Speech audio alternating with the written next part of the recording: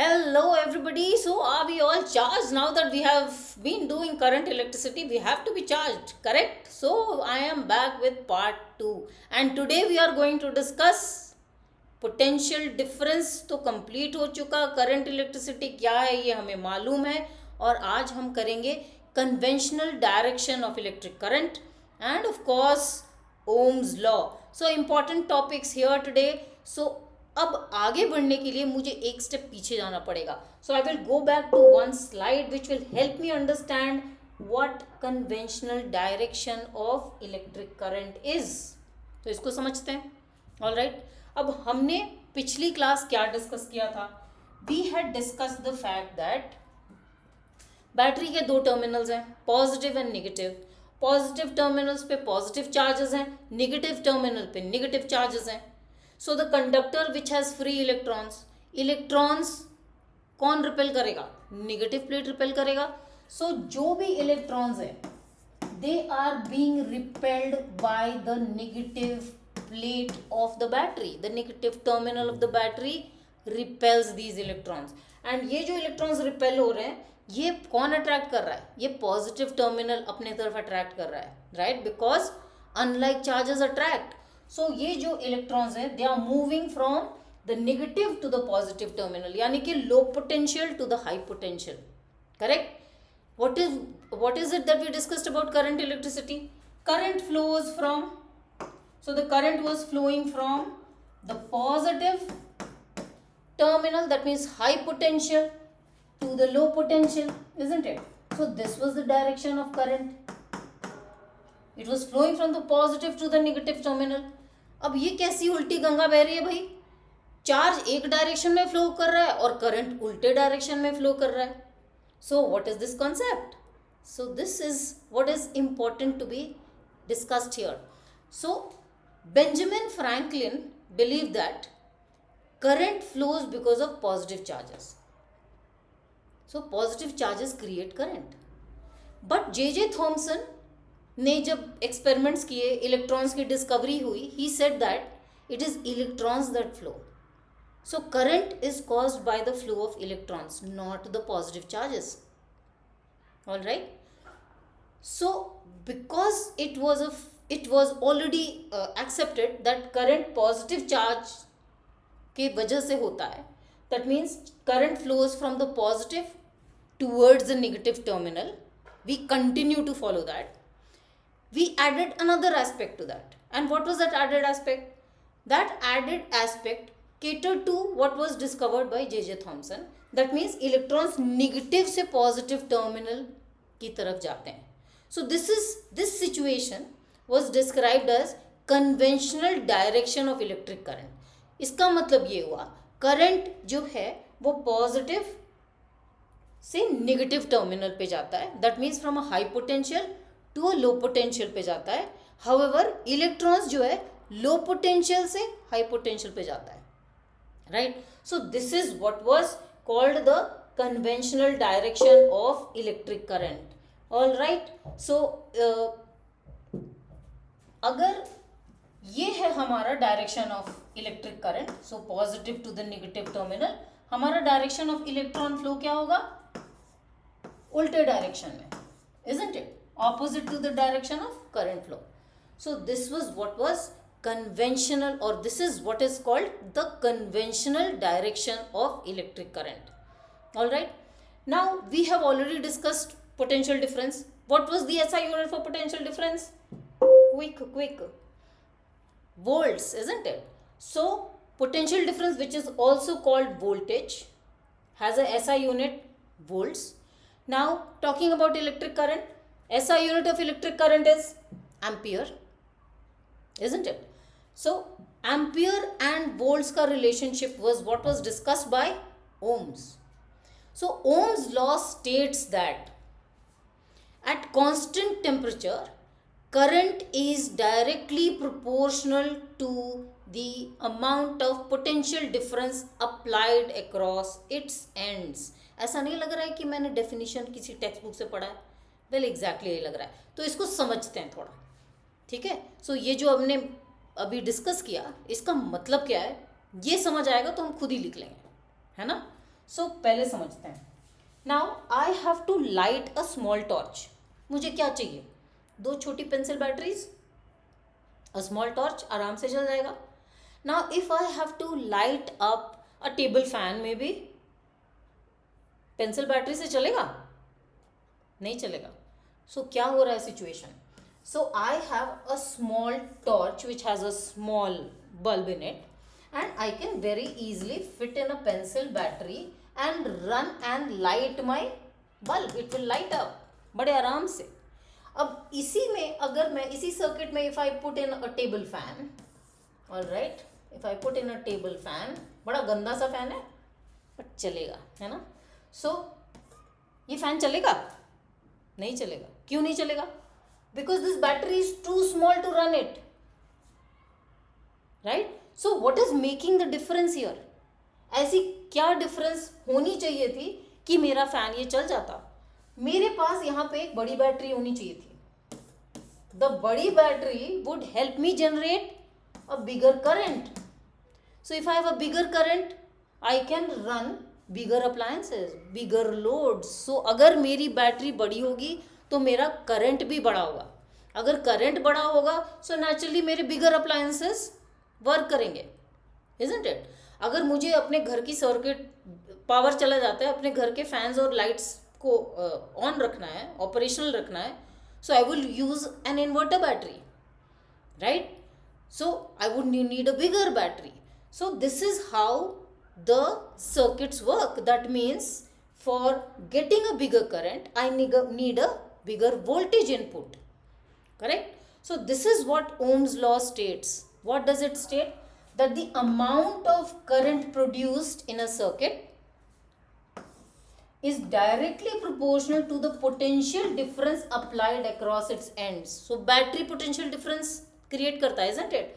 So bigger potential difference means bigger current. So bigger potential difference means bigger current, isn't it? So this is what Ohm's law is. That means V is directly proportional to I or I is directly proportional to V. अब mathematics में if I have to get rid of proportionality sign तो क्या होगा? So proportionality sign को, इसको थोड़ा सा मुझे हटाना है, इक्वेशन बनाना है. So I will need an equal to sign. So proportionality sign जब हटती है तो एक प्रोपोर्शनैलिटी कांस्टेंट लगता है. सो यहाँ पे प्रोपोर्शनैलिटी कांस्टेंट क्या है? It is R. So R is called the resistance. It is denoted by capital R. अब ये रेजिस्टेंस की एसआई यूनिट क्या होती है? इसकी एसआई यूनिट होती है ohms. OHM, of course named after the scientist, right. So ohm and इसका symbolic representation जो होता है that is by means of a Greek alphabet omega. This is omega. So if I say the resistance is 5 ohm, so 5 omega is how I write it. So if I have to describe resistance क्या होती है, if I have to define resistance क्या हो रहा है? resistance मतलब क्या होता है? normal English में ऑपोजिशन, ओपोज करता है.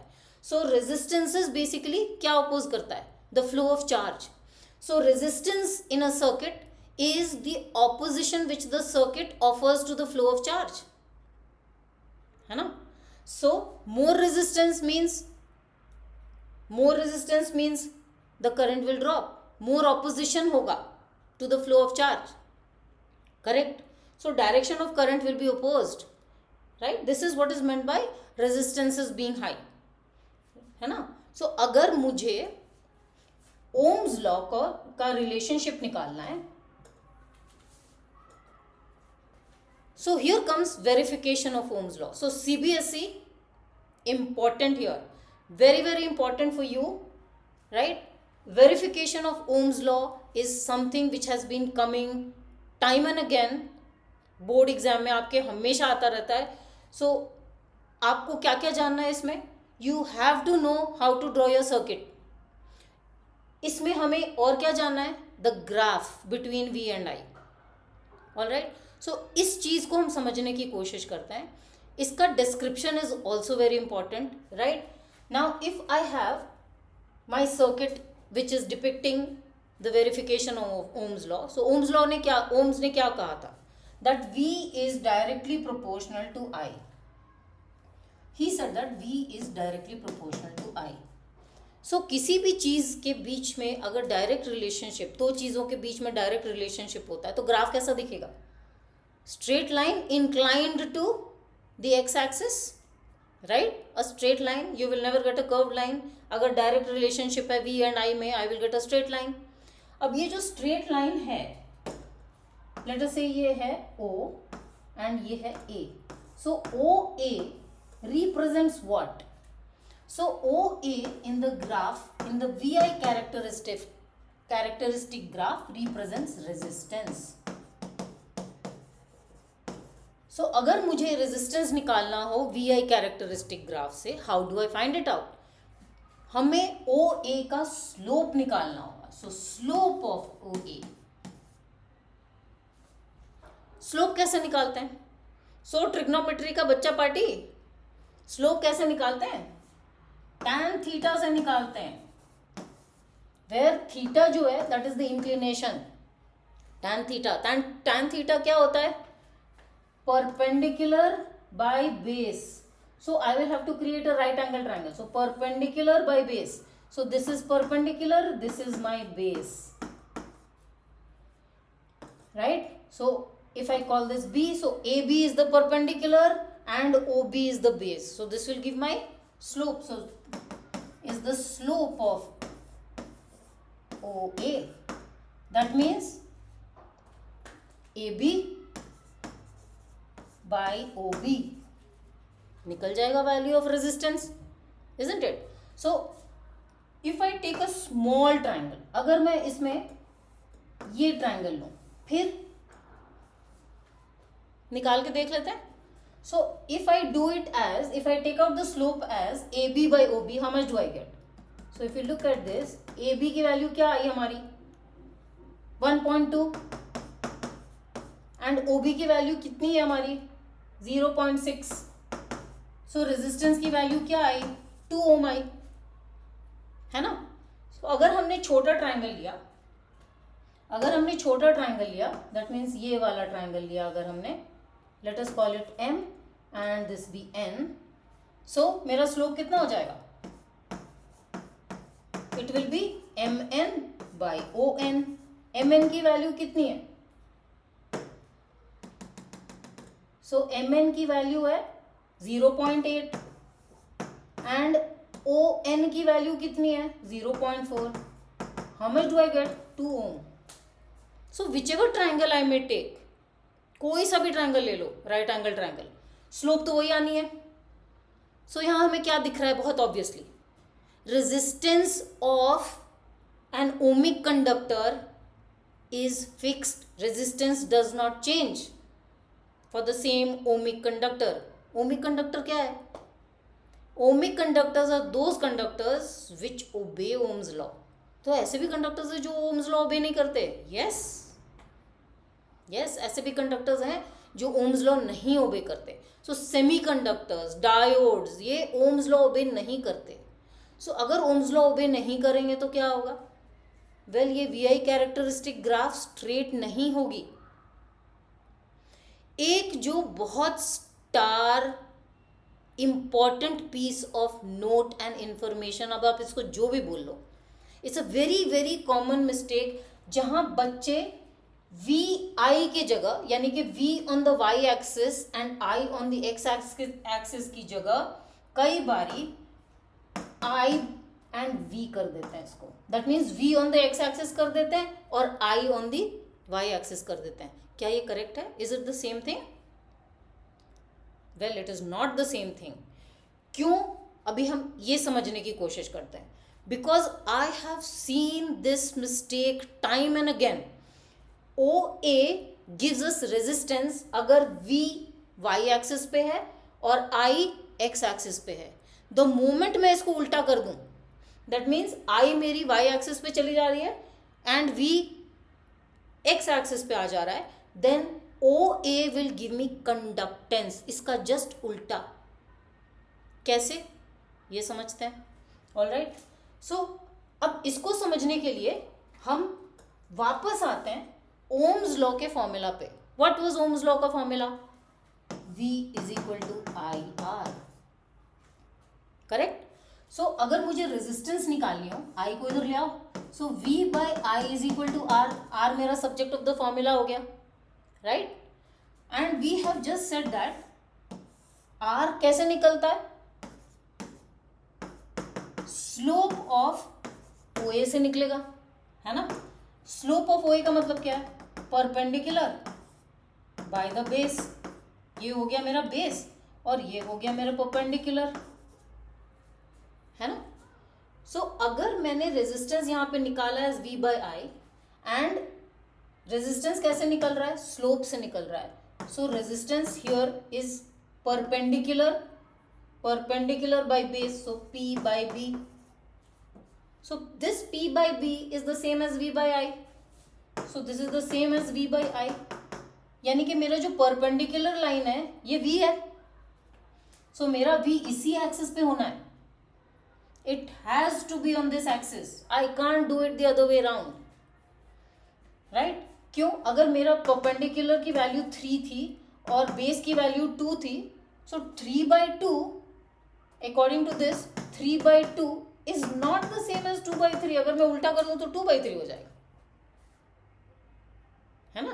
So 2 by 3 is not the same as 3 by 2. So please be very very careful जब हम ओम्स लॉ का ग्राफ डील कर रहे हैं. एंड ओमिक कंडक्टर्स के लिए रेजिस्टेंस कांस्टेंट रहता है. व्हेन आई से दैट मतलब V by I की वैल्यू हमेशा फिक्स्ड आएगी if your conductor obeys Ohm's law. So talking about non-ohmic conductors, how are they different from the ohmic conductors? Well, इसका just उल्टा. So ohmic conductors Ohm's law obey करते हैं, non-ohmic conductors नहीं करते हैं. इसका VI कैरेक्टरिस्टिक ग्राफ स्ट्रेट होता है, इसका VI कैरेक्टरिस्टिक ग्राफ कर्व्ड होता है, बिकॉज डायरेक्ट रिलेशनशिप V और I के बीच में नहीं है. All right. नाउ यहाँ पे क्या होगा? If you have the relationship between V and I, V by I will always be constant, यानी कि R will always be constant. Here R will not be constant, R will change, right. So R will change because V and I का relationship is not fixed in an ohmic conductor, right. Which is why हमारा graph जो है curved graph आता है, straight line graph नहीं आता है, right. I hope I am very very clear about it. So इन सब चीज़ों के बारे में हमें बहुत केयरफुल रहना है when we are doing graphs on Ohm's law. So जब हम बात करते हैं रेजिस्टेंस की, सो रेजिस्टेंस क्या था? So it is the property of a conductor by which it opposes the flow of current. अब रेजिस्टेंस तो नॉर्मल टर्म है, इंग्लिश टर्म है ना. सो ये तो हम समझ ही चुके हैं. अब ये फैक्टर्स ऐसे कौन से हैं जो रेजिस्टेंस ऑफ अ सर्किट को अफेक्ट करते हैं? सो 4 फैक्टर्स हैं. पहला, resistance is directly proportional to length of the conductor. Means the longer the conductor more the resistance. Now resistance is also direct inversely proportional to area of cross section. Means अगर thickness of wire बढ़ती है तो resistance कम होता है, inversely proportional है. Thicker wires have lower resistances. The third factor is resistance is dependent upon the material of the medium. So iron लोगे तो हायर रेजिस्टेंस होगा, कॉपर लोगे तो लोअर रेजिस्टेंस होगा, सिल्वर लोगे तो और भी कम रेजिस्टेंस होगा, isn't it? So if your material changes, the resistance changes. The other thing which affects is temperature. So resistance is directly proportional to temperature. So higher the temperature, more the resistance, right? So these are the 4 factors which impact the value of resistance. So इसे अगर हम एक mathematical representation दें, so representation कैसा दिखेगा? Resistance is directly proportional to length and inversely proportional to area of cross section. So these are the 2 things जिसे हम अपने mathematical formula में incorporate करते हैं. अब ये proportionality sign जब हम हटाते हैं तो क्या होता है? प्रोपोर्शनैलिटी कांस्टेंट आता है. यहाँ पे प्रोपोर्शनैलिटी कांस्टेंट को हम क्या बोलते हैं? इसे हम बोलते हैं रो. Now this representation rho is called the resistivity. Rho is called resistivity or specific resistance of the conductor. ठीक है. सो जब हमने प्रोपोर्शनैलिटी साइन हटाई, सो प्रोपोर्शनैलिटी कांस्टेंट रो आ गया एग्जिस्टेंस में एंड L बाई ए हमारा वैसा ही रहा. So resistance is equal to rho L by A. इस पे एक न्यूमेरिकल जरूर आता है 2 मार्क का, राइट, वेरी वेरी इंपॉर्टेंट. सो हमने पढ़ लिया 4 फैक्टर्स जो रेजिस्टेंस को इफेक्ट करते हैं, इम्पैक्ट करते हैं. अब ये एक नई चीज आ गई हमारे पास, रेजिस्टिविटी, नया टर्म. अब इसे समझते हैं, राइट. सो इसे समझने के लिए let us take up, okay. So इसे समझने के लिए हम एक काम करते हैं. Let me take up a fresh page.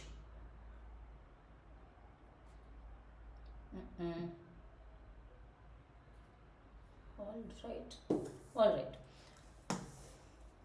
Now, so what we can do is,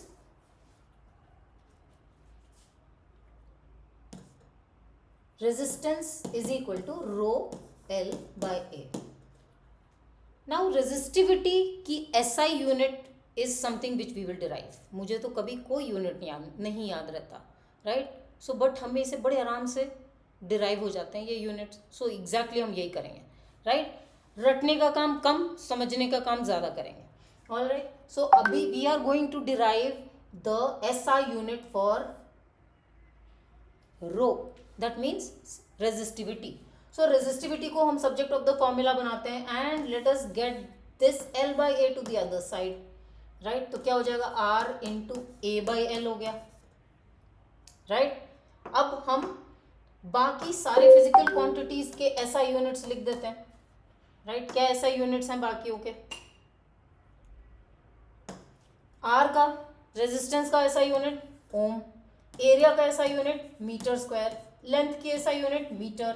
1 metre and metre cancel off each other, यानी कि रेजिस्टिविटी की एसआई यूनिट क्या हो गई, ओम मीटर. कितने आराम से निकल गया, देखो, रटने की जरूरत ही नहीं है. अब इसी फॉर्मूला से हम इसे और इसी फॉर्मूला से हम रेजिस्टिविटी को डिफाइन करेंगे. सो डिफाइन करते हैं रेजिस्टिविटी को.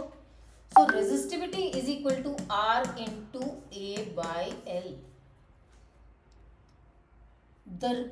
The definition is, resistivity is defined as the resistance of a conductor of unit area of cross section and unit length. That means if I take any conductor जिसकी length 1 metre है और जिसकी area of cross section 1 metre square है, तो उस conductor की resistivity, उस conductor का resistance value is what is called resistivity, and the resistivity will be in ohm meter. Okay, example से ही समझ आएगा, डिफाइन करने से खाली बातें लगती हैं, है ना. सो एग्जाम्पल ले लेते हैं. नाउ आई हैव, मेरे पास 2 पीसेस हैं कॉपर के, ओके. एक इतना बड़ा और एक इतना छोटा. दे आर बोथ कॉपर, ये भी कॉपर है और ये भी कॉपर है. क्या इनके रेजिस्टेंसेस अलग हैं? वेल हैं. क्यों? इनकी लेंथ्स अलग अलग हैं, इनकी एरिया ऑफ क्रॉस सेक्शन अलग अलग है, तो रेजिस्टेंस तो अलग होना ही है ना. नाउ क्या इनकी रेजिस्टिविटीज अलग अलग हैं? Answer is no. क्यों? ये इतना बड़ा, ये इतना छोटा, रेजिस्टिविटी सेम, बिल्कुल. क्यों? रेजिस्टिविटी की डेफिनेशन क्या थी? एरिया 1 मीटर स्क्वायर होना है एंड लेंथ 1 मीटर. अब दैट मीन्स इस कॉपर से भी I will take out 1 meter length and 1 meter square area cross section. इस कॉपर से भी what I will do is take 1 meter length and 1 meter square as its thickness. तो दोनों जब सेम स्टैंडर्ड के हैं, सेम मटेरियल के हैं, how will their resistivities be different? They will be same, isn't it? So ये question दो parts में कई बार आता है. फर्स्ट पार्ट का क्वेश्चन होता है are they of different resistances? Of course they are different resistances, because resistance depends upon the length and area, and इसकी length and area of course इससे बड़ी है, सो रेजिस्टेंस तो इसका बड़ा होगा, राइट? डिफरेंट होगा. अब वो कैलकुलेशन पे पता चलेगा कि एरिया ऑफ क्रॉस सेक्शन पे डिपेंडेंट है या लेंथ कितना डिफरेंट है, so values will come accordingly. But इनके रेजिस्टिविटीज तो सेम होंगे, सेम मटेरियल है. हैड दिस बीन सिल्वर, ये अगर सिल्वर होता, ये कॉपर होता, तो इनकी रेजिस्टिविटीज अलग होते. For the same area and length resistivities अलग होती. क्यों? बिकॉज मटेरियल अलग अलग है. Correct? So these are some aspects which are very very important. Okay, अब so what are the factors which affect? So हमने समझ तो लिया what resistivity is. So अब हम क्या conclude कर सकते हैं? So what are the factors which affect resistivity? So two factors. एक तो हो गया material of the medium. So if your material changes only then your resistivity will change. Because area of cross section अगर same material से हम ले रहे हैं एंड सेम लेंथ का ले रहे हैं, so resistivity will not change. And the next, the other factor on which it is dependent is temperature, right? So जब टेम्परेचर बढ़ता है तो रेजिस्टिविटी कम होती है. So it is an inverse relationship, right? So medium inversely proportional to the temperature. दो factors अभी हमने पढ़े, राइट? सो ये फैक्टर्स रेजिस्टिविटी जज करते हैं और इफेक्ट करते हैं. हमने रेजिस्टिविटी का डेफिनेशन अपने फॉर्मूला से एस्टैब्लिश किया या नहीं किया? So resistivity was R into A by L. So how do we define resistivity? Resistivity of a material is defined as the resistance of the material of unit length and unit area of cross section. That's it, है ना? So अभी हमने पढ़ा Ohm's law, conventional direction of electric current, resistances, factors affecting resistances, resistivity and factors affecting resistivity. So in our following video we will do some very important concepts. Stay connected with me and hope you enjoy these videos, and if you do, please give me a thumbs up because I love getting those motivations from you. Thank you so much for connecting.